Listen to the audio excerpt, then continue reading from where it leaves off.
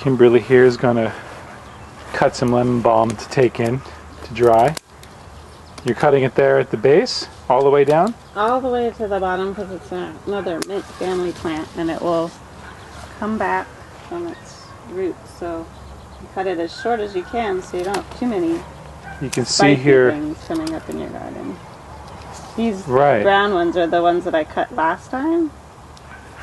And the green ones are the ones that I've just been cutting. You can already see what you've cut already, and then that's as high as it was getting, and it was just cutting it before it flowers? Mm-hmm. I'm starting to cut it because I started to see signs of flowering, and I had to cut it before it flowered and seeded. Right. All right. So let's see what you do with it next.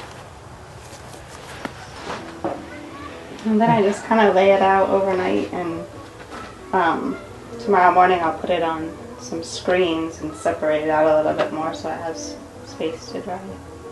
Okay, so because there's so much water weight still in it, some will evaporate, and so make it a little smaller so we can put it on our screens to dry. Is that the idea? Mm-hmm. All right.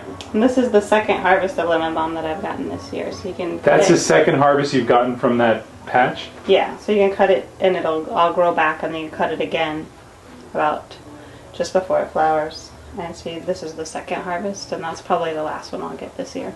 All right.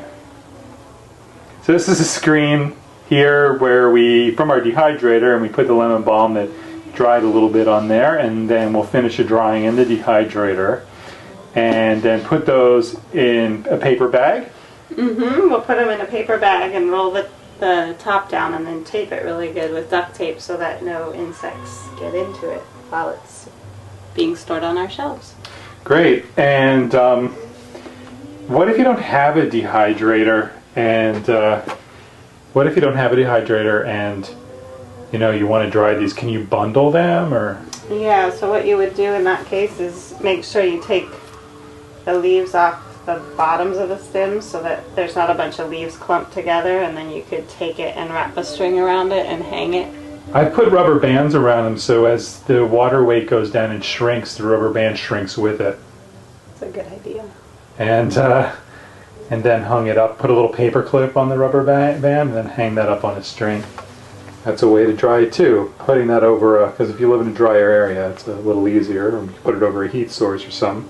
And then you can do the same thing, store them in the paper bag, and then put them in, and put some of them in a nice jar in your kitchen so you have it on display and you can just grab some when you need it.